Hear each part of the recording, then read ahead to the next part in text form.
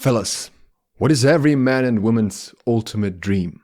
What do they desire even more than intense WASD top-down PvP combat? The answer is obvious. It is a big-bearded vampire goth GF. Now what if I tell you that in this game you can have both? Ahoy, my name is Duke Sloth and the game we're talking about today is V Rising, game coming out on the 17th of May that is very hard to summarize. It's a vampire survival base building action RPG with a strong emphasis on PvP, with the PvP system itself being strongly inspired by Battlerite, which was made by the same studio. We'll go deeper into the combat in just a second, but there are some differences that need to be pointed out. This game is an RPG and you level up in a way. You don't level up your character itself, but you level up your gear over time, which will make you stronger, and certain abilities need to be unlocked, so it doesn't have the typical even ground setting that you may be used to from Battlerite. You also are able to play with your friends in a team of up to 4 players, so if you're going alone on a server that allows for 4-player teams, you may find yourself in very asymmetrical fights. PvE is a fundamental aspect of the game since it's how you're able to unlock new abilities and also to upgrade your base, which allows you to craft better weapons, better gear in general, so really all of it flows together very differently. Through this, you're able to create a very unique character since you're able to combine weapons, spells, and your blood perks, which is basically passive effects, in however way you like.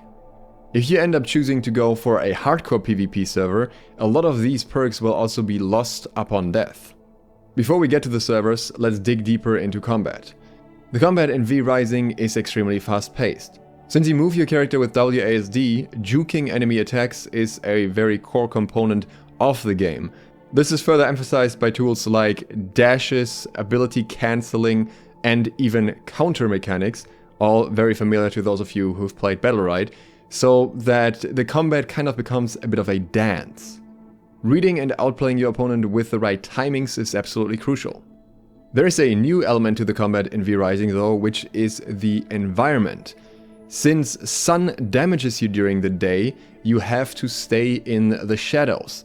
And there are spells in the game that allow you to destroy certain objects, like for example trees. So if your opponent chooses to hide in the shade of a tree, you can choose to knock that tree down and make them run for cover.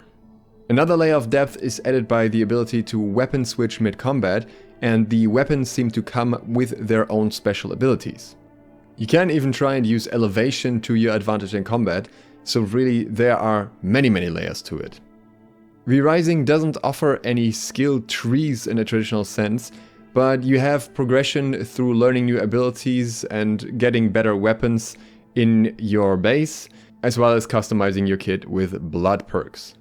While the combat is a fundamental component, there are some other aspects of V Rising we need to talk about. There are a variety of different server options. You can join a public server or host your own private one. Public servers can have up to 40 players online at the same time.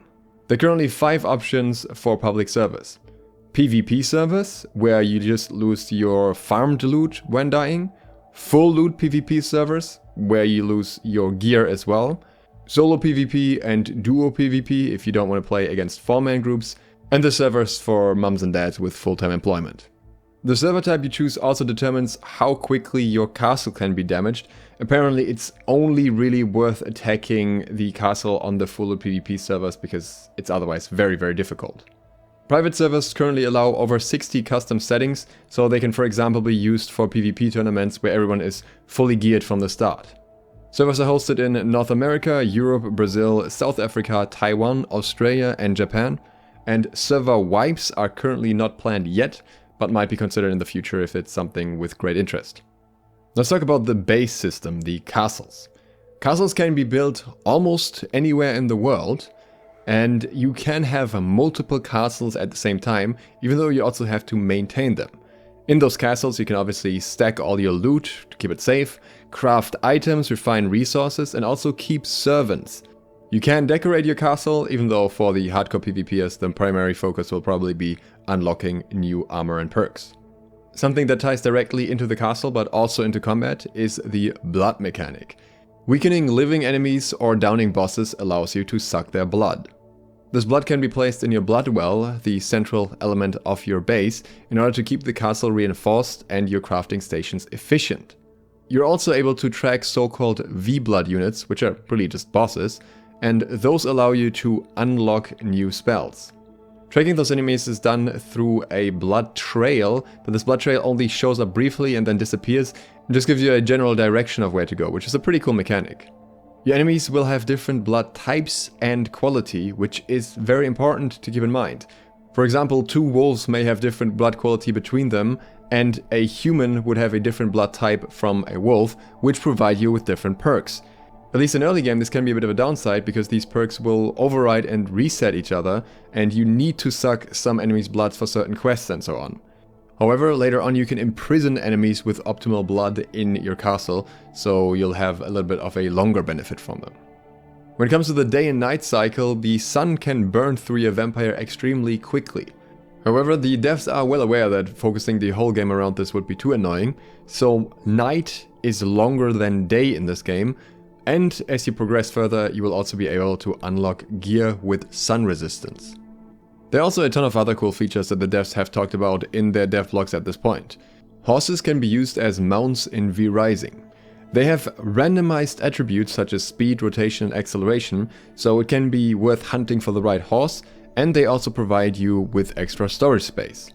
The world map has more than 100,000 interactable objects, many of them being destructible things like trees, bushes, rocks and so on.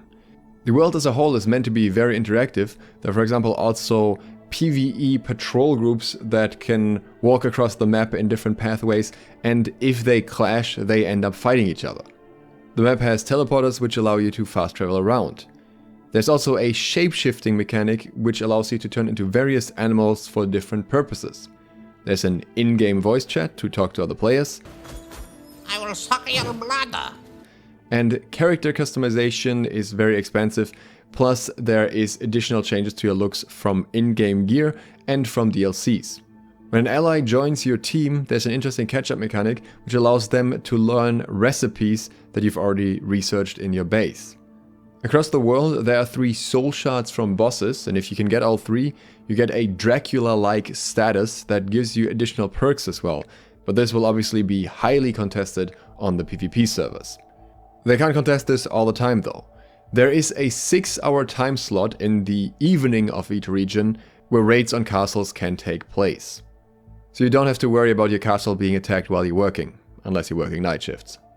Now let's talk about the amount of content in the game versus the price. The game is being launched as an early access title and will initially cost 20 USD or 20 euros. This price will likely go up in the future. Currently, the game has approximately 30 to 60 hours of PvE only gameplay, but additional time sinks are castle building, exploration, and obviously PvP and castle raiding. The current plan is for the game to have bigger and less frequent patches, meaning the player base will have to be a fair bit more patient, and they expect players to play other games in between. I personally always find this approach a bit risky because once somebody stopped playing a game, it can be hard to get them back to playing it. However, it's more understandable given that the title is early access and Stunlock Studios isn't exactly massive.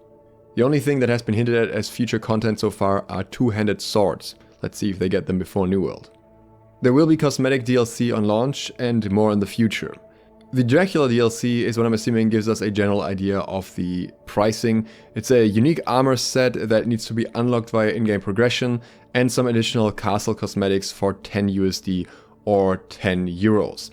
There's also the Founders Pack DLC, which is comparatively more expensive for 30 USD or euros, which comes with shape-shifting forms, gargoyles, ornaments, vampire accessories and the soundtrack. However, from the way they're marketing it, it sounds like this is more of a if you want to support us more, you can get this as well to give us some extra money type of deal. Either way, if you don't care about cosmetics, this doesn't have to phase you particularly much, and the base game itself is pretty cheap. I'll be covering everything V-Rising once the game is launched, so if you'd like to see that, please consider subscribing and clicking the bell to get notified once those videos come out. Thanks for watching, and I hope to see you for the next one soon. Duke Sloth, out.